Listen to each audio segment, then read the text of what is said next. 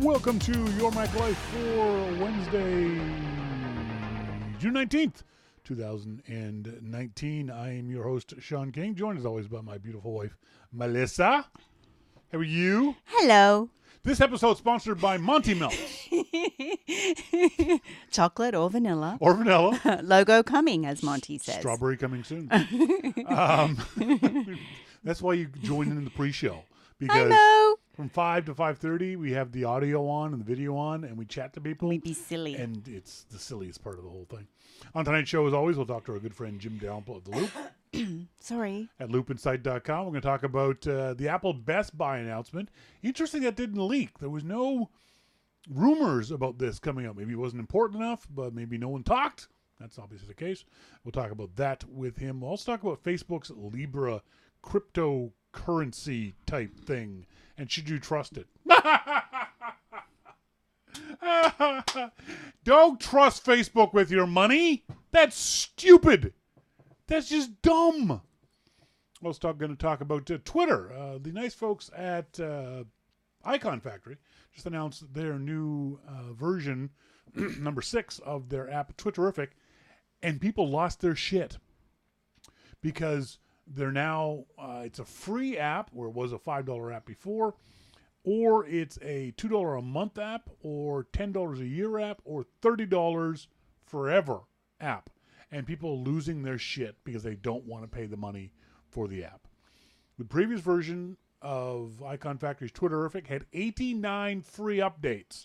And people are bitching now that they don't get another free version of the app. We'll talk to Jim about what app he uses. And also talk about this kind of idea of this is the way things are going, folks. People are going to be looking to get subscriptions out of their apps. And whether we like it or not, that's their business model. If you don't like the business model, don't bitch at them. Just go buy something else. And Melissa has a question in her I Have a Question segment. I do. You missed rehearsal again. What is your question, Melissa? Oh, you want me to ask it now? Yes. My question is, how did Best Buy get the privilege of the Apple store within a store status? That is an excellent question because it goes back to the history of store within a store. Oh. It's been going on now for, almost 20 years. People don't realize that. We'll talk about that and more about the Apple stores specifically. Melissa's got a really... You had never been in an Apple store at all till you met me, right? Oh, no. And we'll talk about that experience and how hers obviously is different from mine, me being a Apple nerd and her being a regular human Everyday being. person. Everyday person. In our starting point photography segment, we're talking about photography myths debunked. What people seem to believe about photography that aren't true. All that and much more coming up a little later on in the show. We will not have a show on 15th, 16th, 17th. Wednesday, July 17th.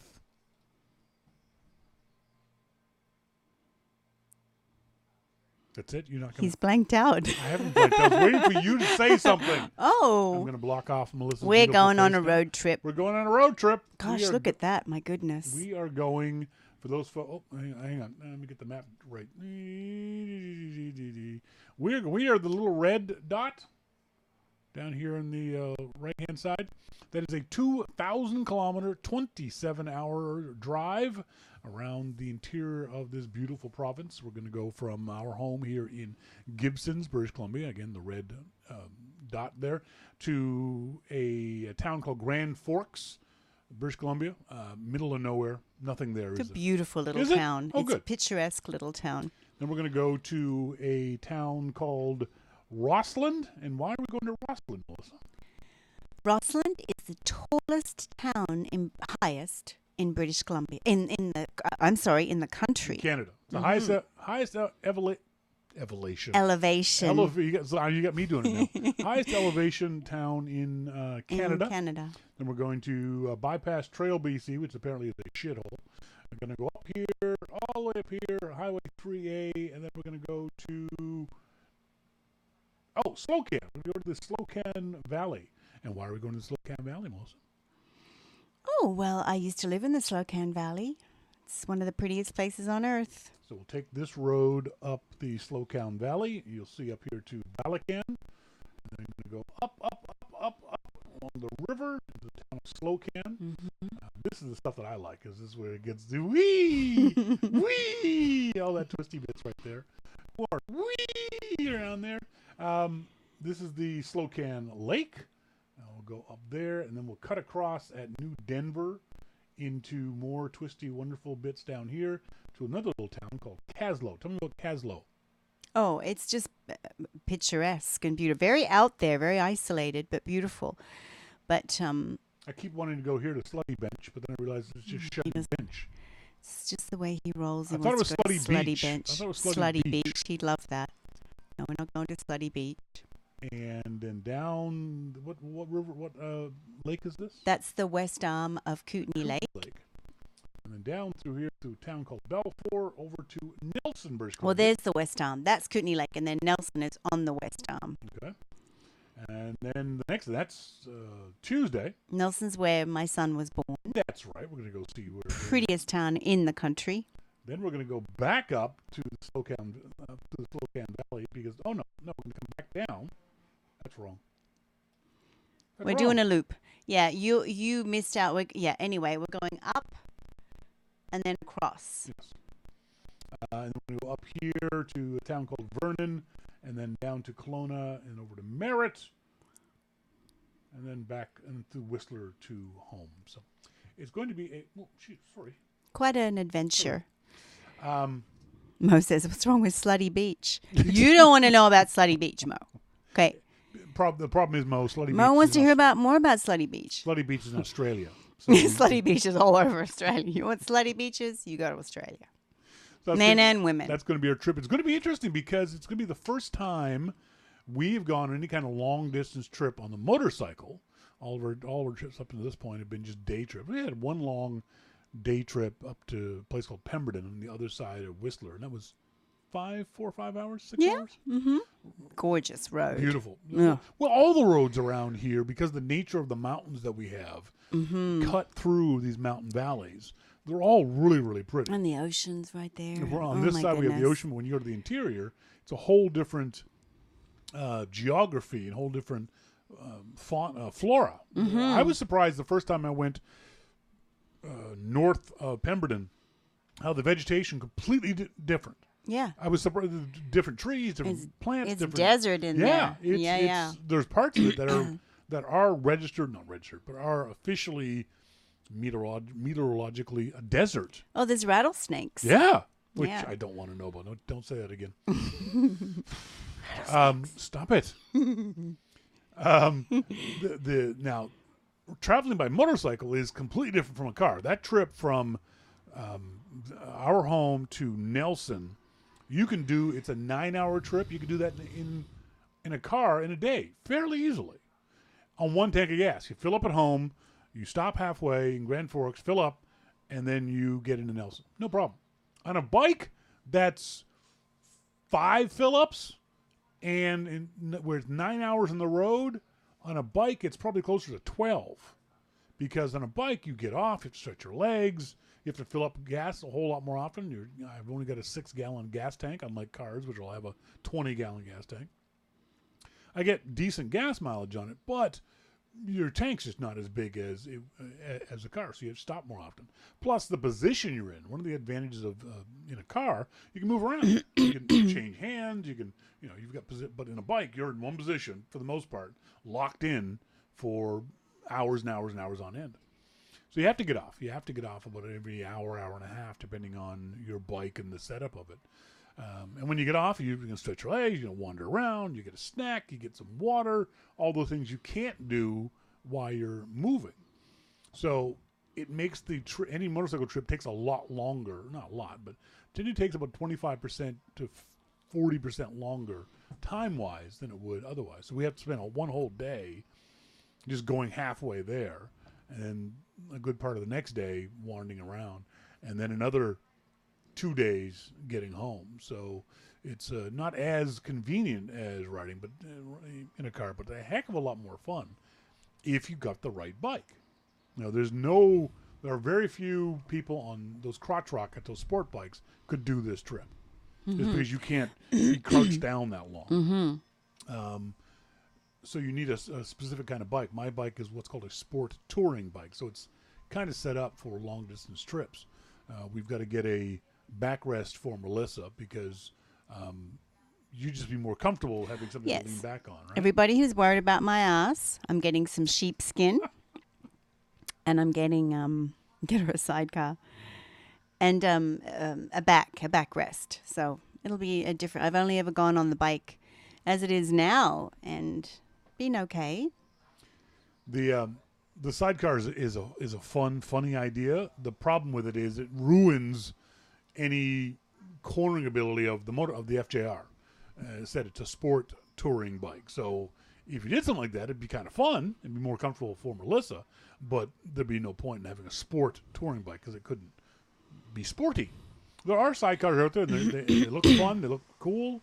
Mm-hmm. There's big motorcycles. Things like the Honda Goldwing is a motorcycle designed for touring for long distances. Huge amounts of trunk space.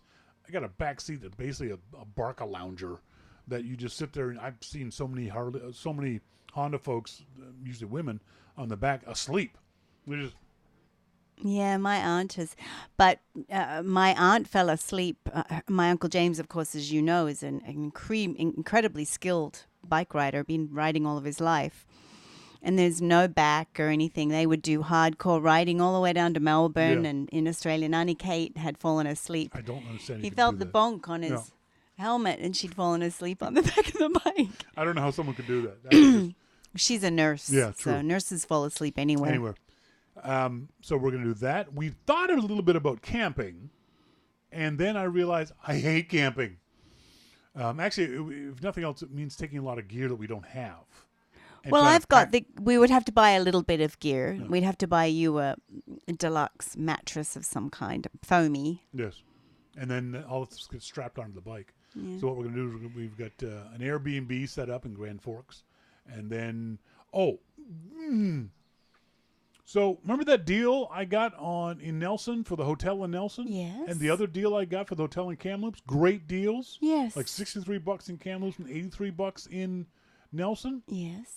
I was on hotels.ca, Canada, using our Canadian account, and there was a little Canadian flag in the window, and I'll actually show it to you guys. I couldn't believe this. So I'm going to block Melissa's face again. My apologies. So there you see it at the top of this window. It says ca.hotels.com. And then over here, there's a little Canadian flag, right? Mm-hmm. And then this says $83. And I'm thinking, well, that's a great deal. We'll do that. We'll book that. It's in U.S., isn't it? It was in U.S. dollars. Like, what the hell? I don't know. Why are you showing me U.S. currency on your Canadian website for a Canadian customer for Canadian hotels? Why are they doing that? I don't know. But I immediately got on the phone to hotels.com and said, no. Okay. You guys either give me the price that you showed me or you cancel these hotel reservations. And I'm waiting to hear back from. I had sent them the emails or an email of the screenshots that I just showed you guys. All right. I was pissed. Yeah, no, I don't blame you. That's really, really annoying. It's misleading and deliberately misleading. Yeah. And there's no need for it. All they have to do is put next to the number 83 US. USD, or CAD or whatever. Yeah. But it's unfair for them to expect, if I'm on the hotels.com Canadian version of their website, looking at Canadian hotels. It's assumed. On my Canadian hotels.com account, I think it's only fair that I would assume that the prices were in Canadian dollars. You dirtbags. You wait, folks. Mr. King will get us that in Canadian dollars. I will. He was tweeting about to BC ferries, and we got a free reservation. Right. So, well, it's standing up for yourself. It is, and consumer, treating consumers well is saying, we recognize your concern there, and we're going to let you have that price, and we will rectify the situation. I didn't yell. I didn't call anyone names. I didn't get upset. I just said, hey, this is wrong. This is misleading, and here's the solution. You either give it to me for that price, or we'll you cancel. Or no, because these were because these are the special hotels.com special prices, they're not cancelable. Yeah, no. So I said, you're going to have to give me the price or you cancel the reservation. There's your solution. That's an either one's an acceptable solution to me. You pick which one of those solutions you want to do. So hopefully we'll get satisfaction. Mo is asking, did he see you smoking? No. You saw me vaping. Different. That's also part of the reason why I know we stop on the motorbike every hour and a half. Because if you're addicted to nicotine, humph, says Mo. Later on the show, we're going to talk to our good friend Jim Dalrymple. Later on the show, we're going to talk about photography myths debunked. That sounds funny. It does. We'll have Melissa's I Have a Question about Best Buy. Well, and up next, we're going to talk to Jim Dalrymple about Best Buy, Apple, Flickr, Twitter, and whatever else comes to mind. I'm going to try not to mention hockey. I don't think I'll... don't mention hockey. I have to, though. Don't. Why? I got to rub it in. Oh, it's just so silly. All that and much more coming up later on the show. Look at Mo, wind him up. Wind him up! This is your Mac Life.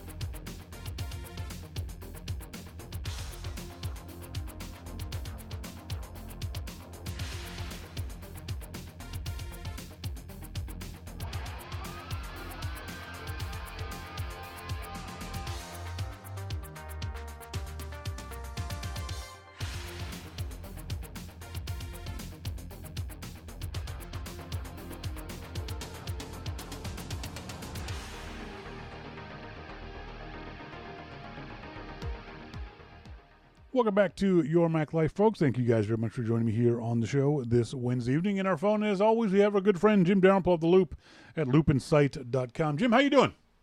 I'm doing pretty good. I'm all rested up. Rested? What are you rested from for? I took a few days off. Oh, that's right. That's right. You went off to the desert. Now, I didn't think you were a desert kind of guy. Well, I'm certainly not a snow kind of guy. That's true. Good point. You're less of a snow guy than you're. I understand that. Somebody asked in the IRC chat room said, if I wind you up over that unmentionable subject, if Jim croaks, who inherits the loop? So I guess I can't wind you up because they're worried for your health. Well, see, they're worried. You're not. I'm not. I don't give a rat's ass. Why should I care? I'm not getting a loop if you die. So what do I care? I could. You don't know that. Maybe you did. Unless you force me to die. That's right. That says that in the will. Unless Shawn kills me, he gets the loop. So today was announced, and interestingly enough, this never was in the rumor mills or anything. Apple just sort of sprung this on us that they've now partnered up with Best Buy to do even more than the store within a store that they've got going on now. What did you think of this announcement?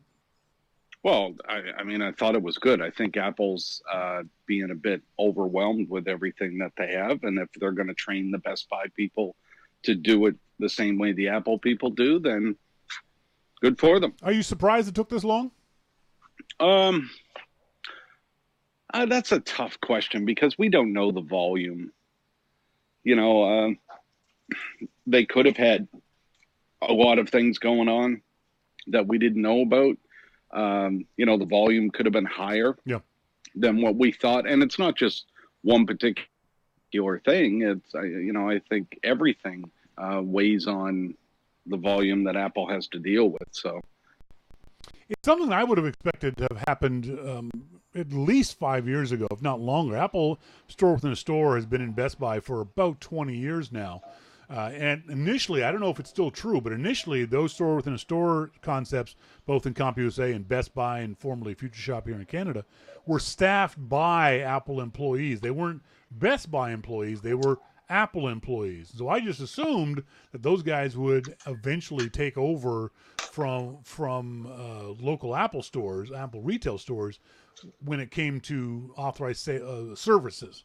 Doesn't sound like that's the case now. It doesn't sound like these are going to be Apple paid employees, just specially trained Best Buy employees. Is that your sense of it too? that's kind of what I got from it. Yeah. I mean, and you know, whatever works. I mean, you know, if they're going to be trained by Apple to do the same types of things, then I think it's all good.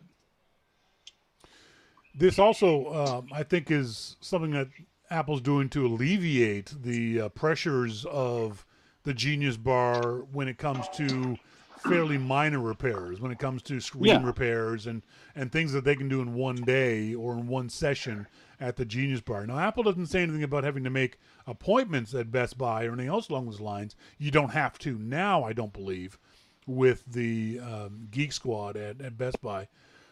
But they're trying to, I think, get some of the pressure off of the local Apple stores and serve a market that they haven't been before. We here in Gibson's and the Sunshine Coast, if we want our Apple gear fixed, we've got to go an hour and a half into town. Other folks have much greater distances to get to the local Apple store. Our local Best Buy store is about a half hour away. So do you have concerns that this is Best Buy, though? They don't have the most stellar reputation when it comes to service and repair. Well, I think the only difference here is that this is going to be, you know, an Apple program. Yeah. So I think that'll make a pretty big difference.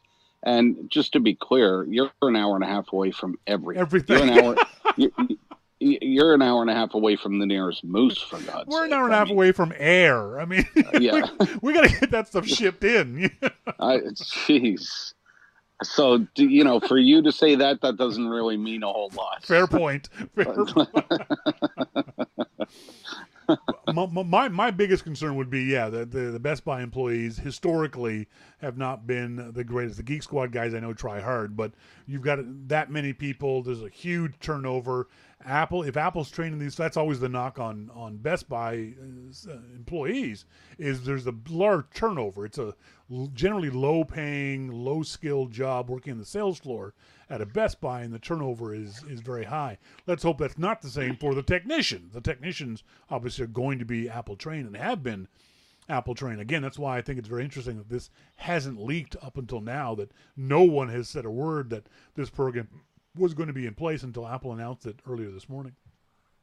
Yeah, it was quite a surprise, but you know, Apple, like you said, Apple has a long history of working with Best Buy. So if they're trained, then I mean, think about it. You go into an Apple store and they say, "Yeah, we can get that fixed for you in about a week." Yeah, or right. you can go to Best Buy this afternoon. Yep, that's right. That's right. You know, or you'll just go to Best Buy first because it's closer. It's easier. There's fewer people. It's simpler. So yeah, I think it's a win-win for everyone. Except, as Dave Mark of the Loop tweeted this afternoon, does anyone know if Apple's new partner has agreed to not have FBI paid informants repair Apple products?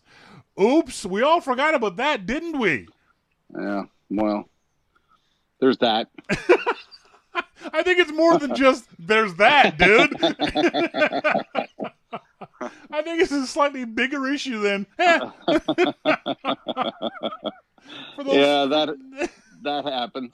Yeah, for those folks not aware, the FBI actually hired Best Buy Geek Squad employees as paid informants to flag child pornography on customers' laptops. Now, this is kind of a hard one to disagree with. Yeah, you don't want people to legally be allowed to have child porn on their laptops, but the FBI should be paying folks to search through every laptop that they find in order that they repair in order to look for child porn. Yeah, that's. I mean, if you've got it, then I guess you shouldn't take it to Best Buy. Well, that's the other part of it too, dummy. You know, I don't have much sympathy there. No, that's right. Because we hear these stories on a fairly regular basis of, somebody taking a laptop or a device into a store and then being arrested because they didn't A, back up, and B, reformat their hard drive. But maybe it's a good thing that crooks are generally stupid. Yeah. So it's going to be interesting to see how this plays out over time. I think it will help Apple a lot in alleviating a lot of the pressure. Let's see if that's true in your local stores. If you go into your local store in 6 months and notice a difference in the number of people there, I don't know if that's true. Or whether you go into your local Best Buy and suddenly see Apple-like crowds at the Geek Squad bar in your local Best Buy. Yeah, and that's going to be tough to see, isn't it? I mean, I think a lot of people will want to stick with going to the Apple store just because they think that might be better. But yeah, I mean, it'll be difficult to tell. I think that's exactly the thing. I know so many of us, when a new product comes out that we want to stand in line for, we'll go to the Apple store to stand in line. I remember when the first iPad came out, we could have gone to our local Best Buy and stood in a shorter line, but we went to the Apple store because we wanted to be where the cool kids were. So, you went to the Apple store for this kind of stuff. And if you couldn't find the thing that you wanted at the Apple store, then maybe you'd go to a Best Buy. Maybe you'd go to some other location. But yeah, the Apple store was always your first choice. I wonder if Apple's going to start steering people more directly towards the Apple store, and whether there'll be some more advantages to it. I think that they'll probably let people know that they can go there, not for sales, but for service. I think that they'll probably let people know because they don't want people to say it took me a week to get something fixed or longer. That's you know. Mosquito says it's like hiring Hell's Angels to do security at a rock concert. Maybe you should aim a little higher. Yeah, that's happened before too. That might be a little over the top, Mo. Just a little over the top. Who was that? The Stones or the Who? One of them did that. Stones, I think. It was the Stones, yeah. Yeah. Yeah, Stones hired for those folks that don't know, the Stones, the Rolling Stones hired the Hells Angels to do concert security at a concert in Altamont, and they proceeded to beat somebody to death. Wrong choice, Mick. Yeah, that's not a joke. And Monty's going, "Oh, really? That happened? Yeah, that actually happened. It ain't a joke." Speaking of something that I would have looked at my calendar to see if it was April 1st. The story that broke, I think yesterday, Facebook launches a new cryptocurrency called Libra. Yeah, there's something we all should get involved in. You're no kidding, man. On a scale of 1 to 10, how likely are you to let Facebook control your money? Minus 80. Minus 1,000. This is in no way, shape, or form is this something I'm ever going to do. Someone could offer to pay me via Libra, cryptocurrency backed by Facebook. I'm saying no. No. Why would anyone get involved in this? Can you think of any good reasons that someone would do this? No. I just can't come up with anything. Neither can I. It's just amazing to me that I think it's because Facebook knows its audience, and it knows that the vast majority of its audience, possibly through no fault of their own, are simply ill and misinformed about Facebook itself. We know about how bad they are, but your mom might not, your sister might not, your friends might not. They see Facebook as a way to, connect with family and friends. And I can send my sister in Des Moines $20 for that macrame cushion that she built, okay, fine, I'll do that through this Facebook thing because they make it easier for me. That's the only customer I can think that Facebook's going to have. But they've got millions of those customers. Yeah, but if you're looking at cryptocurrency, you're looking at, you want billions of dollars. Yeah. Are they expecting outside people to invest in this? It's right now only internal to Facebook users. At some point, yes, I'm sure they will broaden it to be a cryptocurrency that anybody can get involved in through the, what was it called? Their Calibra, a digital wallet that will do this to exchange the currency using Facebook apps. I think that's where they're going to limit it for the time being. But even if they limit it to just Facebook, that's 1 billion people, 1 billion potential customers, minus me and you. Good God. Yeah, I can't think of a single reason that I would want to be involved with that. And if I owed you money and you said, yeah, the only way you can pay me is through Facebook cryptocurrency, I say, then you're out the cash. Exactly. You're getting paid. If that's the only way, that's right. There's no way I'm doing You're that. not getting a dime out of it. It's hard enough now with trying to get people to pay you, let alone with some funky ass cryptocurrency. I would walk the money up there in nickels before I use that. Holy shit! On my back, yeah. There's just no chance. But the thing is, this will be a success, won't it? That's the frightening part. This is guaranteed to make money for Facebook.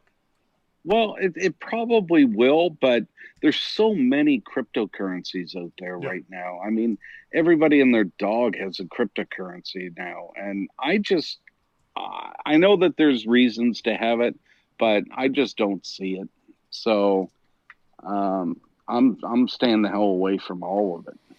I have, but if Facebook was the only way to pay ever, all other currency went away. No. I guess I'd just barter. I think Facebook is relying on the fact that it's partnered with Visa, Stripe, PayPal, a bunch of others, tech companies like eBay, Lyft, Uber, Spotify. There's a group you want to be involved with. Jesus. There's the trustworthy Silicon Valley companies that you want to put your stamp on with, to give your money to. It just keeps getting worse, doesn't it? Doesn't it though? But like I said, this is not like the essential phone from Amazon. This is not anything like that. Facebook, by its sheer mass and volume, will make a success of this. Now, that being said, should Apple do a cryptocurrency? Oh God, no. I think Apple would do it better, more securely, with more confidence. I don't know that maybe that's what Apple Cash or Apple Pay Cash is all about. Maybe. I mean, you never can tell, but I don't know. I don't know enough about how cryptocurrencies move for that to happen. I mean, you can pay somebody through PayPal now, or through Apple Pay now. Yep. If you want to, I could send you money through there, which I've never used it, to be honest, but I would. If somebody said, hey, remember you owe me $50, can you send that to me? Sure, there's a way. I wonder how much of this being our attitude about it is us being a couple of old fogies and the other old fogies out there who are saying the same thing. And is a younger generation more likely to get involved in this because they do understand cryptocurrency, they do trust cryptocurrency type algorithms? I can't imagine anyone actually trusts Facebook, but knowing what they know about Facebook, they can see this as being a win-win for them. That's the only thing I can think of, because Facebook just isn't a company that I want to trust with information, let alone hard-earned cash. Yeah, I mean, it's not like Facebook is going to go anywhere. It's just this whole thing about if something happens to a bank, you're insured. Are you insured with the cryptocurrency? That's a good Or are you, question. or are you taking your life in your hands there? Yeah. Literally, Yeah. if you have, I think you're insured up to what, 100 grand Yeah, I think in it a depends in a on bank. yeah, I think it depends on the bank and the country. In Canada, it's 250,000. So, if you have 100 grand in there and the bank goes under or something happens, and you're covered Yep. for your 100 grand. But in a cryptocurrency, I mean, you look at that one in Nova Scotia, that cryptocurrency that had what, billions of dollars in it, Yep. and it just disappeared. I mean, the guy died, and it just disappeared. Yep. Nobody has access to the money because it's locked in a vault, and he's the only one supposedly that had the password. Yep. MacMan says the FDIC insurance in the UK is 100,000. Sorry, in the US. Yeah, that's what I thought it was in Canada too. Well, that's 100,000 US is 250,000 Canadian.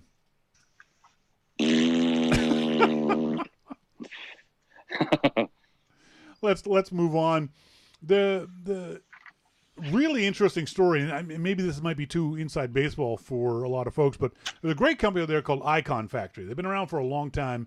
Ged Mayhew and his crew do some great work for not just icons, but other Mac apps and development and that kind of stuff. They work with all kinds of companies. They came out with a new version of my favorite Twitter desktop and iOS app called Twitterrific 6 on iOS.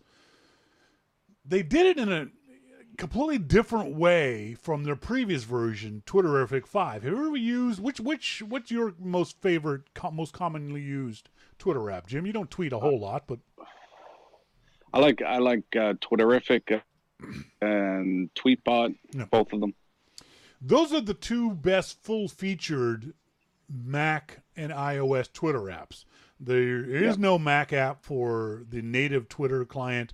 There is an iOS app. It doesn't have half as many features as Twitterrific or Tweetbot, and it's got ads, which you don't see in the timeline on Twitterrific or Tweetbot, by the way, just in case you weren't wanting to know. So the folks at Icon Factory decided after 89 updates for free, they were going to make this version of Twitterrific a paid version. The problem is, good. I have no problem with that. The problem is they may not have handled it as well as they could have. The price went from $5 on iOS to $30 on iOS. That's a significant jump for a lot of people, mentally, if nothing else. They've also, but wait, they made a free version where there's ads on the top and the occasional come on to please subscribe. You can subscribe for, I think it's $2 a month or $10 a year, or the $30 is for the life of Twitterrific 6. Again, they said it wrong. They said for lifetime. In other words, it sounded like for every version of Twitterrific from hereafter. It's not what they meant. They just meant for Twitterrific 6.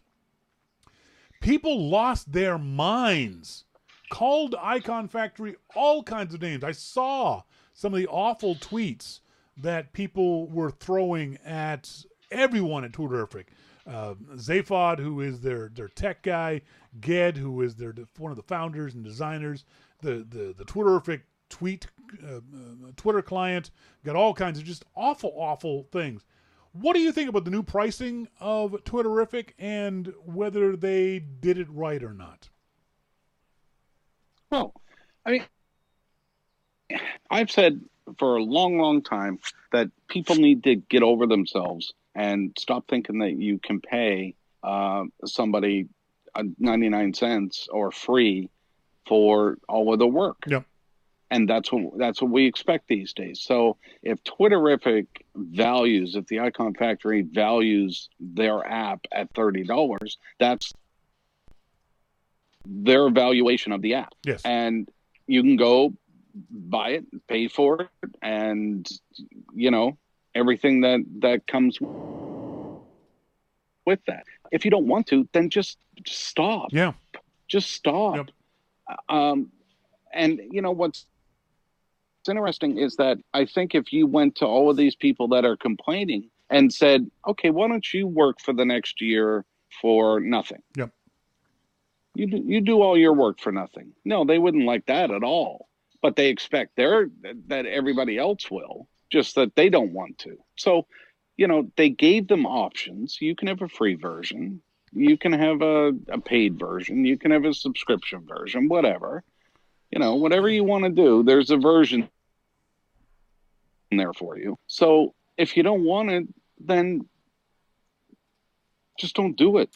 One of the downsides, and this is not as much of a downside as people make it seem, is that if you have auto update your apps turned on, and you shouldn't, but if you do have auto update of your apps turned on, Twitterrific 5 automatically updated to Twitterrific 6. And therefore you went from your Twitterrific 5 version that you had paid $5 for 5 years ago to this new version that you now suddenly have to see banner ads at the top or pay $2, $10, or $30. And that pissed a lot of people off too. But that's their own fault for having auto updates turned on.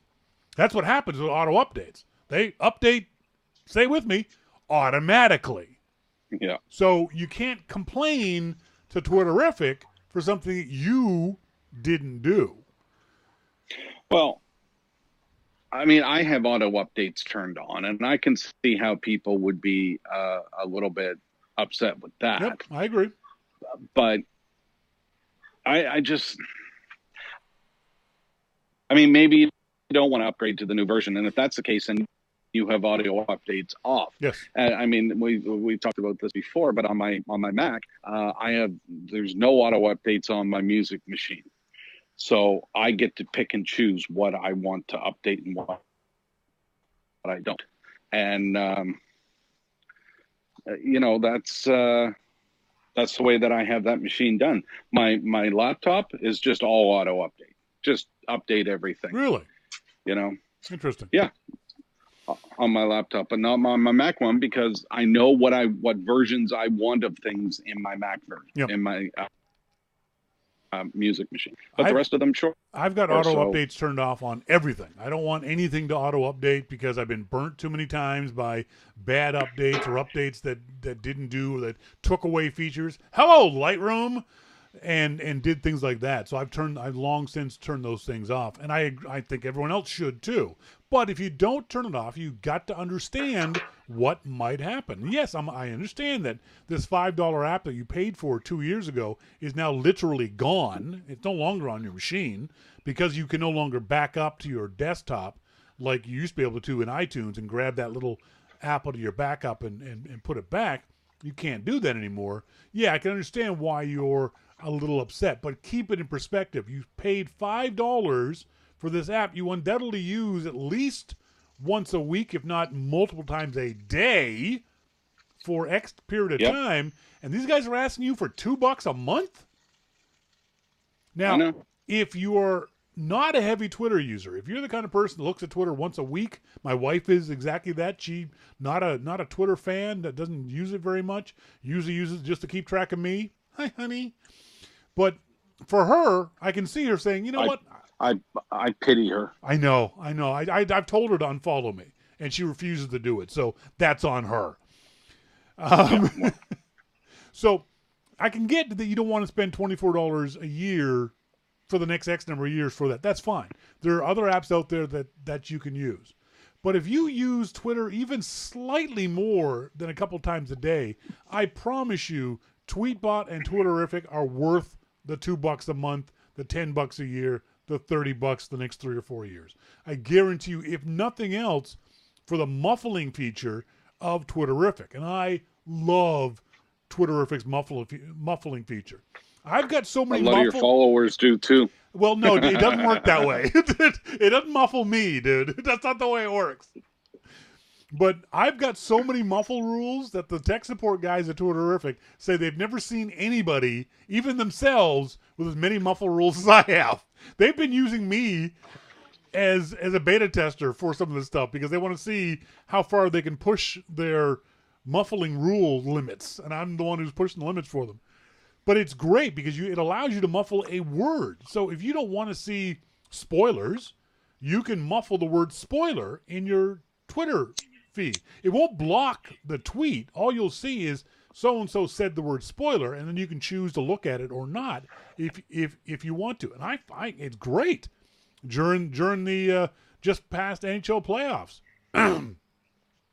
I was able to muffle all the words that had started with a B and ended in an S, so I didn't have to see any tweets about those particular teams. I could actually block the word Marchand. Oh, I was so happy to be able to block the word Marchand. That made me feel so good. I'm going to hang up here.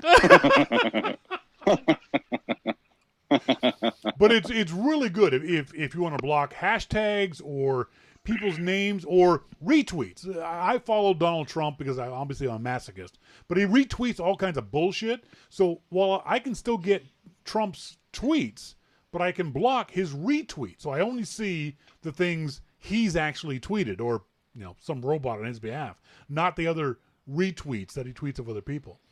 So if you value Twitter and you want to manage Twitter and you want to get more out of Twitter, in my opinion, Twitterific is a fantastic app. So is Tweetbot. The native one is awful, well worth $10 freaking a year for Twitterific. Yeah. It's to me that's a no-brainer. That's easy. I signed up. I could have given them $30, but I signed up for the $10 a year one just so maybe I can give them more money.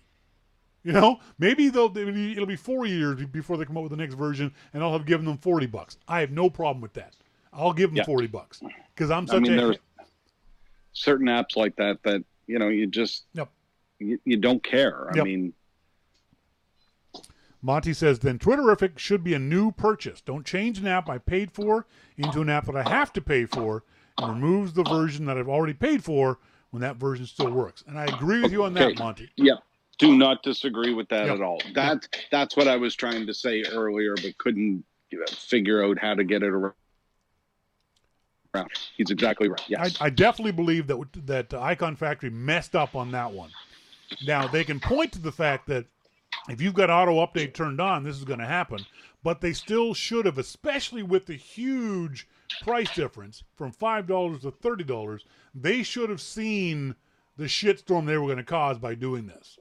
And should have told people, hey, if this updates, if you push OK to update this, and maybe they can't. Maybe there's no way for them to give their customers this notice. Or tell people that in a month, this will turn into this Twitterific 6 will turn into a full version. You can always re-download the old version. I don't know how they're going to handle it. Maybe this is the only way, but that's, I think, is the only mistake that they really made in this. But otherwise, it's a great company filled with a bunch of great people, and they should not have to take any kind of abuse from people with regards to this stuff. Yeah, I agree.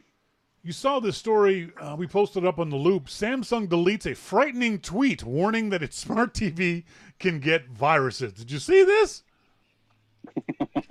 I got to believe the guy who runs... Surprise. Right. I got to believe the guy who runs the Samsung Support USA Twitter account has been fired. Not because of the tweet, but because he was so dumb as to have sent the tweet. Folks, the tweet was, scanning your computer for malware viruses is important to keep it running smoothly. This is also true for your QLED TV if it's connected to Wi-Fi. Prevent malicious software attacks on your TV by scanning for viruses on your TV every few weeks. Are you shitting me? Yeah. And in those few weeks, Samsung people are just sitting there watching, along with everybody in. That's right. Exactly. Because you're now a TV show. I mean, there's no way I would ever have a smart, air quotes, smart TV in my home. I want a big, dumb piece of glass to show me pretty pictures. That's all I want my TV to do. Do you have There's a lot to be said for that, isn't there? Do you have a smart TV under the bridge? Oh, good God. You think I got money to buy a smart TV?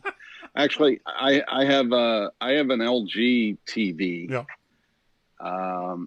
But it is a smart TV, but it doesn't have a camera or anything on it. But it does have access to the internet. Yeah. See, and that's where you can get yourself into trouble. especially for average people who don't configure these things properly and that kind of stuff. The easy way to make a smart TV dumb is just don't connect it to the internet. There's no real need, if you've got an Apple TV or those kinds of devices, to have your TV plugged into the internet. Use an external box like the Apple TV to do those kinds of things. Because if nothing else, there has not been ever made in the history of smart TVs a TV app that's worth the bother. They're all crap. They're all poorly coded. They've all got poor UI.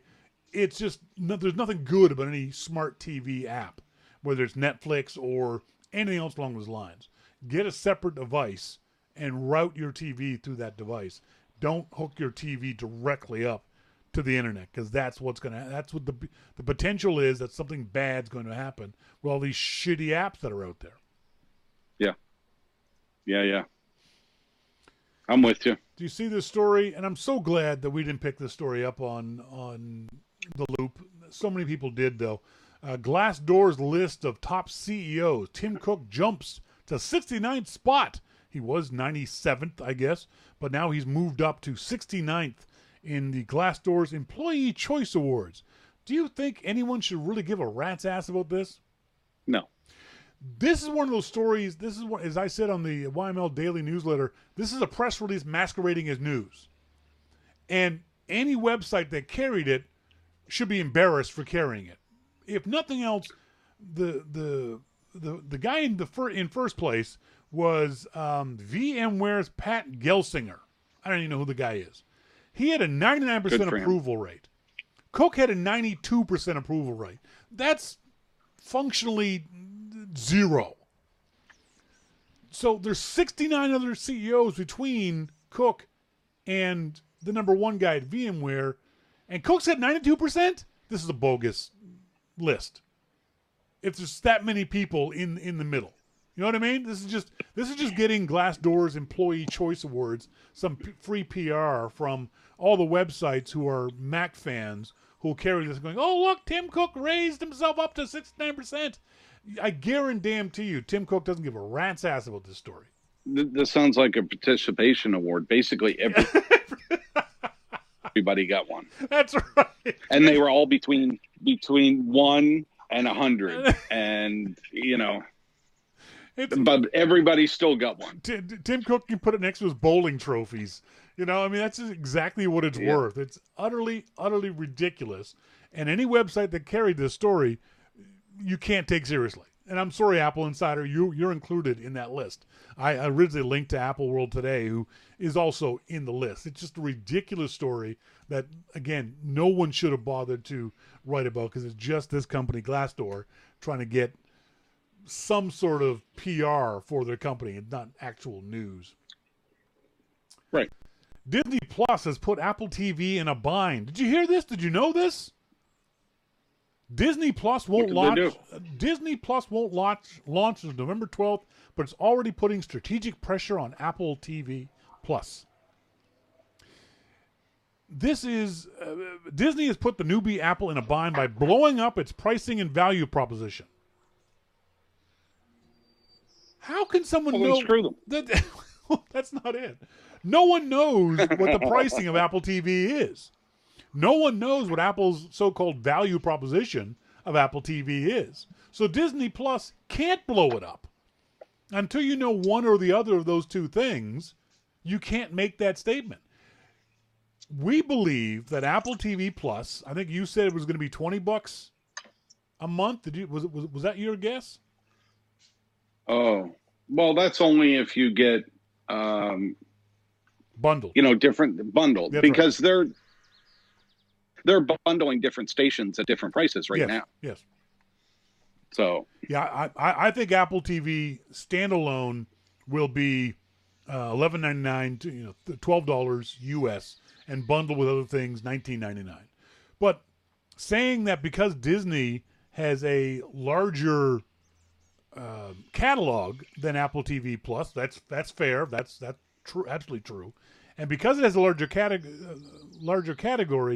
catalog and is only charging $7 a month, therefore Apple's going to lower its price, the price that we don't know, but this is the Mac Observer saying Apple is going to lower its price. Again, the price we don't know is ridiculous because Well, Apple, they have to lower it because Disney just blew it up. That's right. Exactly. I think anyone who thinks this way doesn't understand what Apple is doing with Apple TV Plus. I think you and I have talked about. I know you and I have talked about this, and I think we agree on it. Apple doesn't see Disney Plus, Netflix, Hulu as competition for Apple TV Plus. They see it as an addition to those things. Apple I would agree. Apple knows you're not going to get rid of your Netflix subscription to buy Apple TV Plus. Apple's going to add, hopes you're going to add on it. I think Tim Cook alluded to that fact. They think you're going to add services as opposed to swap one for the other. So no, Disney Plus hasn't blown up Apple's pricing and value proposition. The Mac Observer, typical of John Martellaro, doesn't know what the hell they're talking about. Apple is doomed. Apple. I wonder if that joke will ever not be funny. I don't think it will. It's always going to be funny. I mean, I'm giggling like a little schoolgirl right now, and I've probably said that 100 times. Oh, easily. We both said that 100 million times. Apple is doomed. Folks, been talking to Jim Dalrymple of The Loop at loopinsight.com. He has his own podcast called The Dalrymple Report. It's available on the iTunes store as well. Thanks, Jim. Thanks, Shawn. Talk to you soon, buddy. See ya. Bye. Folks, when we come back, we're going to be talking to Melissa. She's going to have her but she's going to have her question in the segment, I Have a Question. All that, screwed that up so bad. All that and more coming up. This is your Mac Life.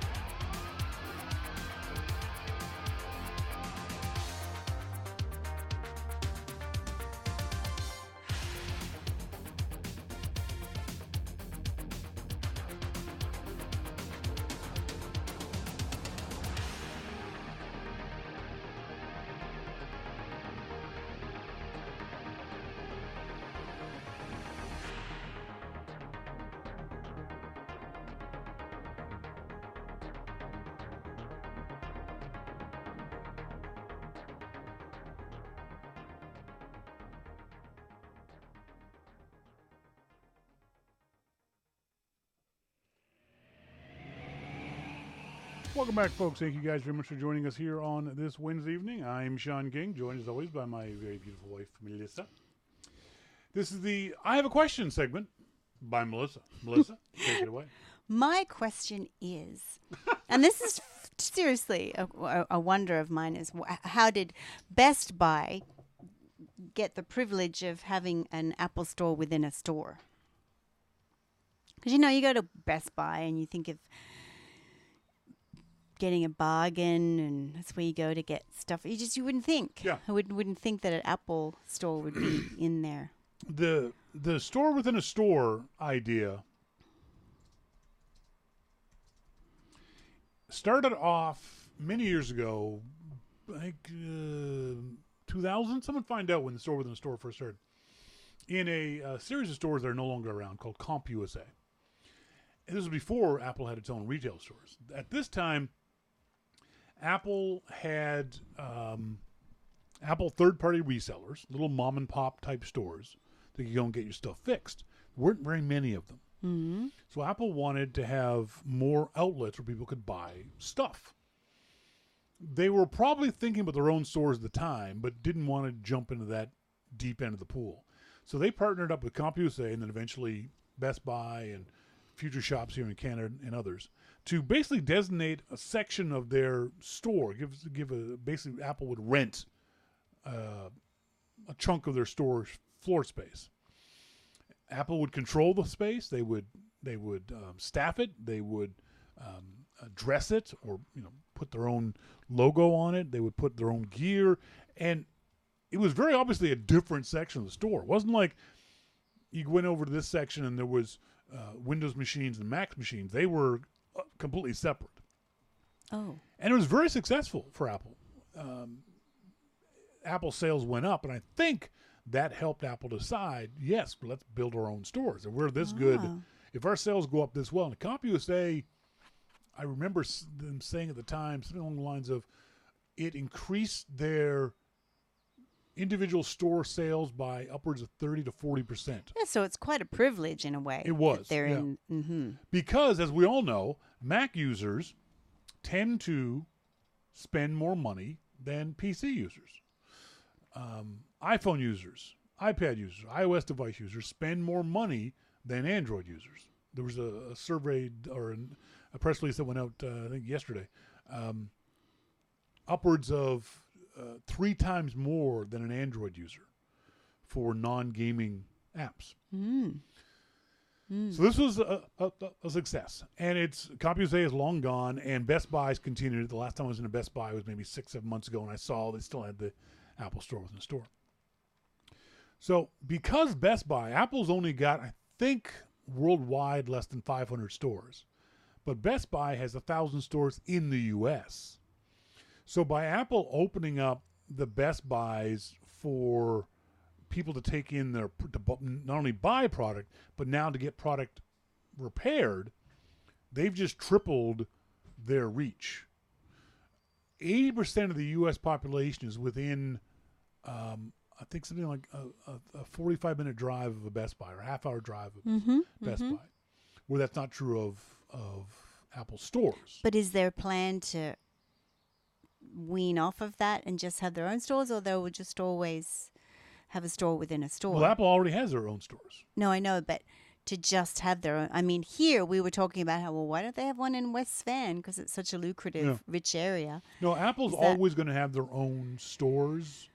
Yes. In malls or standalone things. This is basically to bleed off those folks who are going to the Apple retail environment just to get an iPhone screen repaired, or just to get a battery changed, or just to do the minor sort of things that can be done in a day or an hour or in the back room of an Apple store. That's good to know. The people who are doing the work at the Best Buy will be Geek Squad members, but they'll be Apple trained Geek Squad members. Mm-hmm.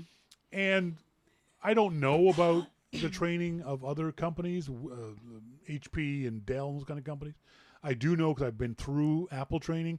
It's pretty extensive. At least it was 20 years ago, 25 years ago when I was doing it. I got to assume it's only gotten better. You've really got to know your stuff to get that Apple authorized specialist badge. You're tested. You have to read a lot. You've got to do some online tests. You have to do some in-person tests. They make sure that you know your stuff. So I would trust a Apple authorized Best Buy guy to repair my stuff as much as I would trust the Apple store. And the other aspect of it is, for a lot of people, there's no Apple store near them. No. Apple is very, you and I talked about this before, Apple is very particular about where they put their stores. They've got to be in high traffic areas. They've got to be in high income areas. There's a whole bunch of criteria that Apple uses, which is why those of us who live in the Vancouver area find it so weird that there is no Apple store on the North Shore or in West Vancouver here in Vancouver. West Vancouver is one of the wealthiest neighborhoods in Canada. It's just dripping in money. It's probably in the top 10 or 20 in North America for rich, rich. I mean, the maids drive Porsches. Okay, you know what I'm saying? The boss is a Lamborghini. Okay, you know. But they don't have a store. The nearest store to us is in downtown Vancouver, which is about an hour and a half, 2 hours away, depending on traffic.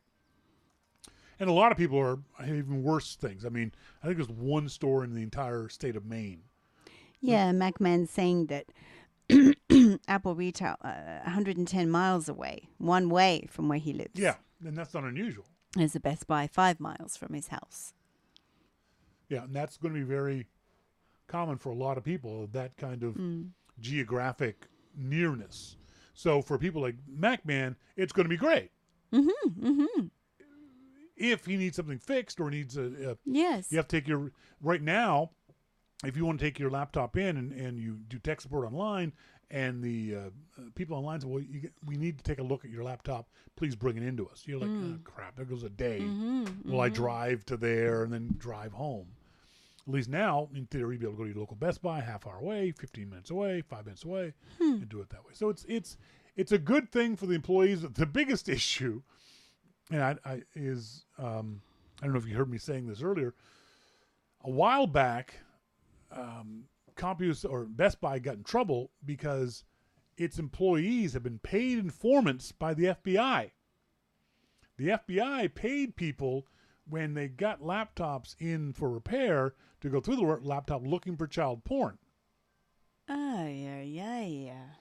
And part of you goes, good, but another part of you goes, Oh, ew. no, ew. I don't like that. Because if you're looking for child porn and don't find it, you're also finding all the other stuff I've got on my laptop. Yeah, that's just That's disgusting. not porn. It's just personal stuff. It Whatever is it an might be. illegal search in my mind. It certainly. But just for child porn? I don't think so. Yeah, exactly. So, yeah, hopefully. So Monty's saying that CompUSA opened in 1984 and they partnered with Apple in 1997. Wow. So a lot later. It's than I thought it was. 21 years ago. Yeah. So, and again, 22 years Apple ago. opened up its first store, I think, in 2001. So they had 4 years of playing around with the store concept and seeing how successful it was. Mm-hmm. The problem was the local mom and pop stores didn't have the money to advertise. They were good for the most part because they had to go through the same training that everyone else does. They were good stores, but they were few and far between. They didn't really advertise in any kind of big way. Whereas as soon as Apple put the store within a store in the CompUSA and then the Best Buys, in the Best Buy flyer that went out every single week to every single household in the neighborhood was Apple deals. And the CompUSA flyer was Apple deals. So that kind of stuff really brought people into the stores. They may not have known about the local mom and pop store, but they knew about the local CompUSA. They knew about the local Best Buy. And that really brought the profile of Apple up very, very quickly. Any other questions? Oh, yes, there was another question. Do you remember? Oh, no, it's not really a question. It's a little opinion. I don't think that Apple should have a cash out. Like, I like the way their stores have the people wandering around and that you can buy something right then from that person. I like that. And I actually think, what do I know? But I think the way their stores are designed, they're not conducive to having people lining up at a cash register or whatever you want to call it. I don't like that. I think True. And Apple used to have cash registers. I'm sure they did, but I like the way they do it now. The first Apple store I was ever in, you lined up at a cash register. And then they moved it to the back of the room, and it wasn't a physical cash register. It was underneath the table. Yes. And then they moved it to pretty much any employee with their little devices can cash you out. Yeah. The problem is consumers aren't used to that non-cash register model. We're so used to everywhere else we go. Every other store we go, we are trained to go get your product and then go to the front of the store and there's a cash register there. So when you went into this environment of an Apple store, it was confusing. Apple did not do a very good job of explaining to people, hey, when you want to buy something, just ask any one of us. Yes, but their stores in and of themselves are quite unique. Yes, I'm absolutely. just listening to the air choppers because we have a fire going on over here. Yeah, in and of themselves, they're unique. So, I think that people that frequent them would quickly pick up, oh, okay, so the helpers, the workers can cash you out when you're ready to buy. And the other thing is, as Apple constantly says, half of all their new customers have never been an Apple customer before. So half of the people buying iPads, iPhones, and Macs have never been an Apple customer. So therefore, they've probably never been in an Apple store, never bought things from an Apple store. So suddenly they want to get an upgrade or they want to buy a case, and you walk in and you look around and cases are back there. Someone at the front will say, "Can I help you?" Yeah, I'm just looking to buy an iPhone case. Oh, iPhone cases are in the back on the right. And just remember, you can ask any one of our representatives, and they can. They don't do that. Yeah, they should be Yes, doing that, I because agree. in my mind, I think that is way of the future. The cash register will be gone. Monty says, and if you're an iPhone owner and you're buying something small, you can cash yourself out. Yes, but you know that, Monty. Yeah, I would not know that. Exactly. The average person doesn't know that. They don't know that they can put an app on their phone and check themselves out. But it's also something people don't want to do. I don't want to get accused of shoplifting. But it's the way of the future, and Apple's just paving that way. It's like all this check yourself out of stores and things like that now. But Apple's got to train their consumers. They do. To expect these which I think they're... So what they're doing now, there was a story in the YML Daily this morning from 9 to 5 Mac. They're sort of just gently redesigning their displays and their checkout. There will be in some of the stores now, there'll be a sign that says Express Checkout. And there'll be someone there to help people either do it on their app or the employee will do it right there. That will cause lineups, but you only have to do it one time for that first time customer, because then they'll know. I can do it on the app, or I know I can come right to you guys. Yeah, and people will like that when they get used to it. I mean, it's for me, and people are going to see how non-nerdy I am. I mean, I'm just using my tap because I didn't have a tap card before. I had to get a new one, and paying with your credit card and all that. Like, I love that. And I didn't know about that 6 months ago. That's right. And you wouldn't have known it if it hadn't been for me. I wouldn't know. I would have just been still doing the same old. And I don't mean that in looking. Oh, yes, he does. No, I don't. Seriously. I know. It's that in your day-to-day life, there was no avenue for you to learn that. Yeah. But now I'm like, this is great. When you got the credit card, it didn't have a description of how to tap. No. How to set it up on your Apple phone, on your iPhone. And or plus, your watch. I love the idea of if I would go, oh no, Shawn's got the bank card or something. Now I go, oh, I'm good. I got my phone. I loved that. I thought, this is cool. Yep. I don't have to think about some extra things because I have so much on my mind as it is. It is. That pretty little head has got stuff full of stuff. Yeah. Mostly mad at me, but... Yeah. I agree, Monty. More companies need to get with that program. I agree.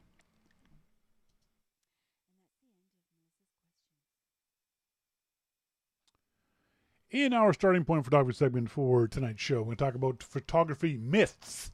Myths. Why can't I say that word properly? Am I saying it right? Myths. I think you're saying it right, yes. Why are you laughing at me then? I've never seen you look so funny when you say a word. I suddenly hate the word myth.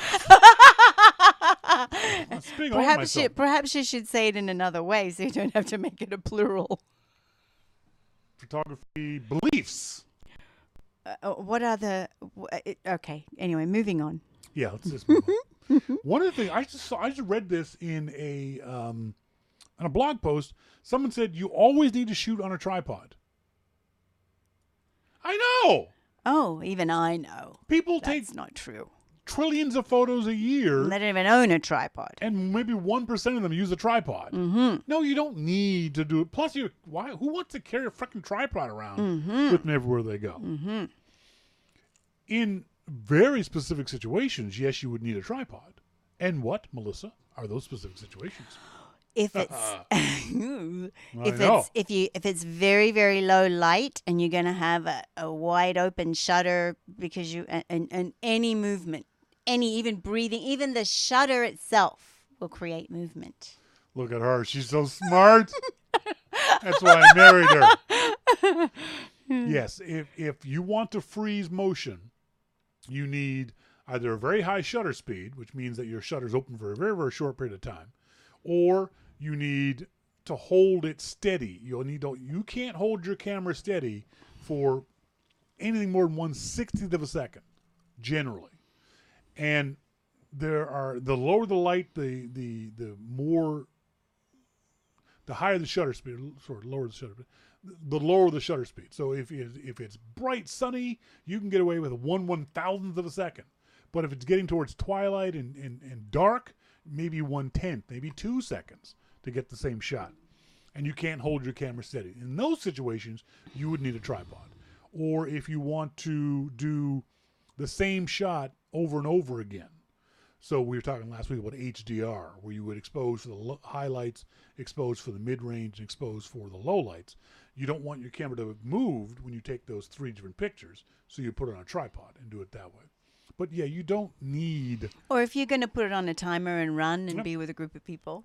If you wanted to do waterfall shots, that nice silky smooth waterfall shots, you would use a tripod. But don't let anyone tell you that you absolutely need to buy a tripod. But I will say this about tripods, and I said this to everyone, I rarely have been proven wrong. Beginners will go out and they will buy a tripod that costs $30, and it will break. Then they'll go out and buy a tripod that costs $100, and it will break. Then they will go out and buy a tripod that costs $300, and it won't break. Save yourself the time, save your pennies, buy the $300 tripod. If you're getting serious about using a tripod, don't buy the mid-range. Buy the cheap one to begin with to get a sense of whether you like using a tripod, carrying it around with you, setting it up, taking photos. But don't buy that mid-range $100 tripod. Make sure your tripod's $150, $200. That's going to be a heavier aluminum tripod. Or $200 to $300, that's going to be a carbon fiber tripod. And they can go up from there. I've seen tripods that are $2,000, and they're light as a feather. But a cheap tripod will break on you. There's just no way around it. So try to make sure that you get value for your money. You know what depth of field is? Yes. There's a myth that a shallow depth of field is always a better photo. No. In what situations wouldn't that be true? Well, always makes a better photo? Yes. And in what situations wouldn't it be true? Yes.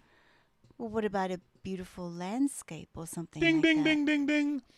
Anytime you want a lot of things in focus, you need a large depth of field. When they say a small depth of field, it means that the focus point is on a very, very narrow range. You're in a crowd of people, and everyone behind you is out of focus, everyone in front of you is out of focus, depth of field, and just the person is in focus. Maybe you don't want that. Maybe you want everyone in the crowd to be in focus. You're shooting, as you said, landscape. You've got a beautiful beautiful field of flowers in front of you, and a meadow and forest and mountains and sky. You want all of that to be in focus. So you don't want a shallow depth of field. Shallow depth of field is dependent on the situation. You choose the depth of field based on your artistic expression of that shot. Maybe you do want that one flower in the foreground to be in focus and everything else to be nice and soft and blurry. That's fine. That's your choice as the photographer. But in landscape photography, generally we're thinking about mountain vistas and everything's in focus. And so that's a large depth of field. Don't think that you always have to shoot at f1.8. No. You can shoot at f11, f22, whatever the situation calls for. Another myth. One of I liked one of MacMan's suggestions was misconceptions. Does that help you? Another misconception. Another misconception. That's so See, much he can better. say that way better than the So other. much Thank better. you, MacMan. It's a misconception that aperture priority mode is always the best. Why is that true? Why is that a misconception? An aperture priority. Is Well, always better. well, so if you're in aperture priority, all you're thinking about then is your focus, right? What's my rule of when to use aperture priority versus shutter priority? Well, shutter priority is going to take care of, well, the light and, no, I'm not sure about that one. You'll The have to rule is explain it. if it's not moving, use aperture priority. If it is moving, use shutter priority. Okay. That's the easiest way for a beginner, anyway, to think about it. So- No, aperture priority, just like everything else, it depends on the situation. So I will shoot aperture priority mode. So I want to focus on just the depth of field, how much I want in focus on objects that are standing still. Okay, yes, So if yes. I'm taking a picture of a portrait, or if I'm taking a portrait, the person is generally going to be standing still. I will choose the aperture based on how I want the depth of field to look. If it's a race car going past me, I don't care about the depth of field nearly as much as I want to stop the motion of that car. So that's shutter priority. So if it's moving, this is a generalization. If it's moving, go for shutter priority. If it's standing still, go for aperture priority. And again, in both those situations, moving, maybe you do want a narrow depth of field. Standing still, maybe you do want a wide depth of field. It's always going to be different. It's situational. But don't let anyone tell you that the aperture priority is the best mode for every single one of your shots, because you'll go out to a racetrack and try to take good pictures of race cars with a wonderful aperture of f4, but everything will be blurry because they're going by you at 200 miles an hour. So the priority mode that you're in is based on the situation, not the mode itself. This is something that you and I, is Damon around? I'm not within earshot. My photograph is bad because no one likes it on Instagram. Yes, but he's 21. I know, but And we get, Madonna just said something yesterday that Instagram is causing us stress because of this likes and follower counts and things like that. I think I just do have to comment on that. Damon doesn't post a lot. Damon's not a daily, he often will have big gaps. Yep. He'll often post things that he did a year ago, and like he's very, very fussy about what he puts Sure. on. Oh no, and he's So a I great think, photographer. yeah, so yes, but I think that's why he's made a big decision. I'm going to post this, and then he gets No. kinda like, oh. What I was saying is that too many people, not Damon so much, but too many people are concerned about how many likes they get Yes. for a photo. Very much. Why didn't anyone like my photo? And why didn't anyone like my photo? It's a bad photo because no one liked it, kind of thing. No, your photo is not bad or good because people liked it or didn't like it. People like or don't like things on Instagram for whatever reason they like or don't I like think some things. people have so many followers or on their feed that they don't even get to your photograph. I used to have a great video of a guy, a soccer star in Europe somewhere, and he showed that when he posted a photo on Instagram, his phone flew up Yeah. with all the likes. They just spun past Yeah. faster than So could you ever don't read them. even really, Your photo is good or bad based on, first of all, your opinion of it, and secondly, whether it is in fact good or bad. Not because 8,000 people liked it or 20 people didn't like it or whatever it might be. Yeah. Don't let Instagram dictate how you feel about your photographs. And if you do, get off Instagram because it's toxic in that regard. It's not Instagram that's toxic. It's your thought process around Instagram and around likes and around hearts and faves and that kind of stuff. That's like what is a you little say toxic. about Twitter. If you don't like something, right. then you can make it what you want it to be. So what did she say? What was she She said saying? Instagram causes a toxic environment because of likes and influencers. and Oh, all that yeah. kind It's of not stuff. the actual platform. not It's the or whatever platform you itself. call it. Yeah, yeah. I mean, I have got a wonderful Twitter feed, Instagram feed. I love my Instagram feed. Do I wish I had more followers? Sure. But am I looking for them? No. Do I care if someone likes a photo? Yes. If I put a photo up and Melissa doesn't like it, I get pissed off. That's the Same. only person I care about. Same. The only person I care about liking any of my photos. If anyone else likes them, great. The thing for me is everyone that likes, the people who like my photo, I look at them. I don't look at them obsessively. But once a day, in the mornings, Melissa and I go through our Facebook and short to their Facebook stuff and Instagram stuff. I'll look and see who's liked my photo and go, oh, that's nice. Jeepster liked my photo. Yeah. If he doesn't like a photo, I don't get upset by it. Oh, no. To tell you the truth, and this is the honest to God truth, I mean, I don't have many followers or following, hardly any, but I love my Instagram feed.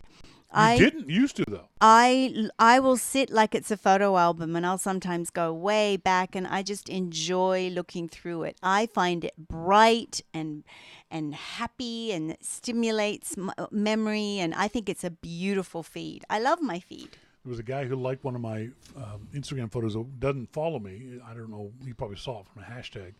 And I'm always curious as to who the people are that aren't followers of mine or names I don't recognize. Mm-hmm. I won't say his name because I don't want you to look him up. Melissa knows who I'm talking about. Oh, my God. So I clicked on this guy's profile, and he had, I think, 200, 300 photos.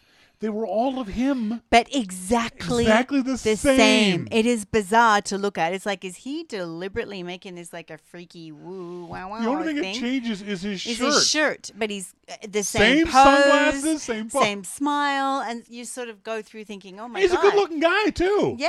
He's a middle-aged, balding guy. Middle-aged guy. You know. He's kind of, he's attractive. He's not George Clooney, you know, so No, he's not a bad-looking guy. Yeah, but it's and he looks very happy and very with life. happy.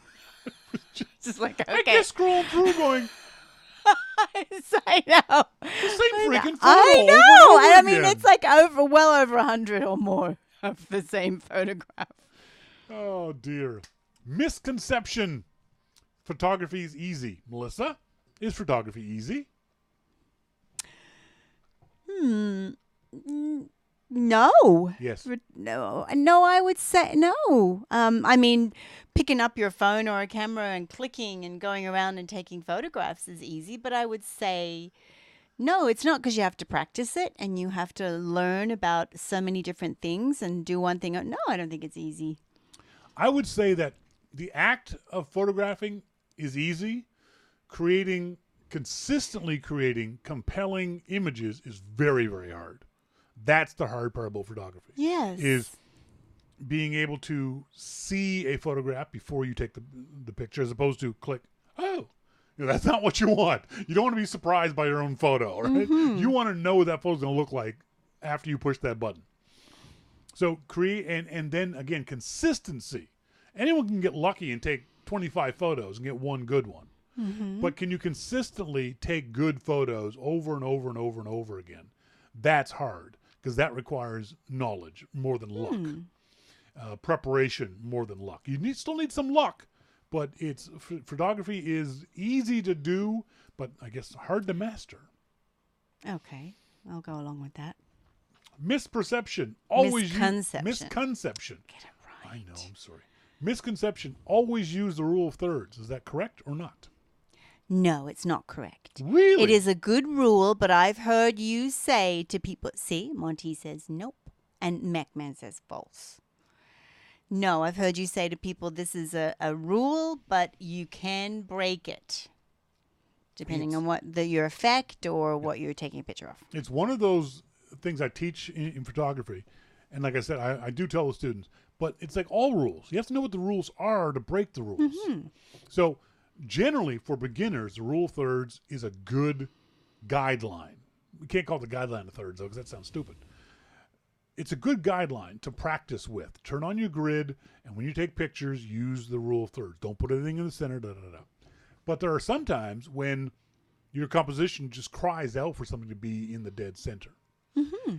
And that's okay. You can go ahead and do that, as long as you know that's what you're doing. You're not doing it because it was an accident. You're doing it because you made a conscious choice to do that. Generally, though, especially when it comes to people, generally the rule of thirds is a very good rule. There's another rule, the rule of odds. Taking pictures of odd-numbered things. Oh. Taking a picture of 2 things, not so much. 3 things, for whatever reason, is a better picture. We were out in Australia, and those beautiful, beautiful black swans were swimming around. We actually went up, stopped the car, and I had to go take pictures of these black swans. Beautiful animals. I made sure when I took a picture, there was always 3 swans in the shot. Yeah. When I took pictures of the pelicans, there was 3 pelicans in the shot. Mm-hmm. And I actually framed it up one time looking at two of these black swans. Just didn't look as good. Mm-hmm. Mm-hmm. And whether that's my own bias, I drilled into my own head that you have to shoot in 3s and therefore 2s was bad. Maybe that's the case. Mm-hmm. But it's another rule that you can break. But Depends what 2 were doing. If Yeah, they were sure. together and making a heart or Sure. rubbing their necks together in love, that would be beautiful. And the other guy's just, he's just hanging on. Misconception. Yes. Misconception. Never use the on-camera flash. True or false? Oh, I don't know about that. In general, most on-camera flashes are nasty little harsh points of light, and they don't do a very good job. The light goes straight at the subject, and you'll see the subject the light will be all in their face, and everything else around them is dark. You should generally try to avoid using the on-camera flash. Learn the basics of aperture, shutter, and ISO, the exposure triangle that we've talked about before you start trying to do things with the flash. Except, and this is a weird situation, I never use my flash at night because I know it's going to be on the iPhone or on my DSLR because I know it's going to be a crappy light shot. Mm-hmm. But I will use it both on the iPhone and on the DSLR on a bright sunny day. Okay. That sounds odd, doesn't it? Why would you use the flash on a bright sunny day, you might ask? Because, and we did this in Lisbon, in Portugal. Melissa had her back up against a gorge. We were in the monastery, the cloisters of the monastery. And Melissa had her back up against a wall. And the wall had some really neat texture and detail in it. But the sun was over here. She was in shadow. And behind her, it was very, very bright. When I took a picture, Melissa was dark. The cloister area was well lit. Now I switched around and focused on Melissa. She was well lit, but the cloister area was too dark. So what I did was I turned on my flash. And it created what's called a fill flash. So it just gave enough light to banish the shadows away from Melissa. But because the light never got out to the cloister area, it didn't blow it blow the highlights out. So it came out to be a very, very nice shot. So oddly enough, if you want to shoot towards the sun, angled towards the sun, maybe you want to turn your flash on. There's a time when the on-camera most people don't. In general, if you're using DSLR, you want what's called an off-camera flash. And you've seen photographers, they have those flashes that sit on the top of their camera, and those are almost always removable, and then they can be used elsewhere. So you can move the light over to the right-hand side of someone or behind someone or that kind of thing. And when you push the shutter button, the flash goes off on the other side. But we're talking about on-camera flashes. Manual is the best camera mode. True or false? I'm not looking at people's answers. No, false. Why? Well, it depends what level of photographer you are. Yeah, exactly. It's the same as the other ones. Yes, because sometimes I might be wanting to learn and about manipulating one piece of it, so I want the camera to take care of the other piece of it. So it depends where you're at. Like the other ones, aperture priority, shutter priority, it depends on the situation. If you have a challenging lighting setup, then yes, I would go with manual. But I only suggest that if you already understand aperture priority mode, you already understand shutter priority mode. Those are the baby steps you take on the way to manual mode. I've seen people come to my beginners class and they shoot in manual mode. And like, why are you shooting manual mode? Because someone told me to. How are your pictures coming out? Like crap. Well, that's probably why. You don't know what you're doing with manual mode. I've seen people in manual mode and they'll take a picture and look at it and they'll guess. Maybe I'll do the shutter speed thing. Change that. Oh, maybe I'll do the aperture. They don't know what they're doing. They're just moving the buttons around, hoping. Meantime, the swan swam away. That's right, exactly. The person taking pictures was like, yeah, I'm out of here. So only use manual mode if you understand the other modes as well, too. Right. and understand what happens. What because when you shoot in manual mode, you're telling your camera, don't do a thing. I'll take care of everything. You're telling your camera, I understand everything about you and how you work. And if you can't say that to your camera, then don't shoot manual mode. Mm-hmm. MacMan, even pros don't always shoot full manual mode. Exactly. My friend Michelle down in Portland, who used to be a fashion photographer for Vogue in Paris in the 70s, he didn't shoot manual. I asked him that. He said, no, I'm not shooting manual. They're not moving. I'm shooting on aperture. You don't even shoot manual with the women. And finally, the last one. A better camera will make you a better photographer. True or false, Melissa? False. Why? False, false, false. Because if you buy a camera that is beyond your capability, then what's the point? It's not going to make you better. You have to get to a point and then think, I'm beyond my equipment. I want more, and then you get more. Exactly. I was using the example of my friend Steve Melnicki at a Macworld Expo. The folks at Nikon were kind enough to loan me a Nikon D5, or sorry, in these days, D4, D4S, which was their top-of-the-line camera. Amazing, freaking spectacular camera. And Steven said, Shawn, you're never in any of the photos. You always here, give me the camera, I'll take pictures for you. So he took a picture of me. Shitty picture. Although it's an $8,000 camera, he took a shitty because he didn't know anything about photography. And the reverse is true. I can give a pro a Polaroid one shot. He'll take great pictures because he's a pro. Mm-hmm. But your example, the last thing you said, you'll need a better camera. I knew I needed a better camera when my D50 couldn't do the things I knew I wanted to do. And for me, it was a specific situation. It was low light shots. The D50 just couldn't capture low light shots the way I wanted. I knew I was doing everything right in the camera. I knew I had the aperture right, the ISO right, the shutter speed right. I knew I had all that stuff right. The camera just couldn't keep up to my knowledge. So then you've got to upgrade. That's when I knew yeah. MacMan, love my D50, but it sucked ass for low light. Exactly. And as Monty says, a $5 hammer can smash your thumb just as well as a $50 hammer. He's such a wise soul. Isn't he wise? Monty so melts. Buy them in chocolate or vanilla. I think we have an idea here. I have an idea. Dear. I'm going to tell you about it after. Okay. And we'll still call it Monty melts, but... Scott Randall, our friend Scott from, I think he's in Arizona now. I can't believe people are complaining about the price of apps. I'm sure you remember how expensive software was in the early life of the Mac. I remember buying WordPerfect for the Mac. It was $80. I thought it was a bargain. Mac games were super expensive. The only free thing was ClarisWorks, which came with a new Mac. Photoshop was really expensive at the time, so if you really didn't need it, you bought Photoshop Lite, which later became Photoshop Elements. Both these, I believe, were about $90. Now you can get Pixelmator, which is a great photo editor, for $30. It appears to me prices have actually gone down. So many iOS apps are free or 99 cents. Really, people, what do you want? I have apps that I pay $10 to $20 for. If for something I'm going to use, I have no problem with that. And 2, the MacBook keyboards. I do believe they're trying to fix this problem.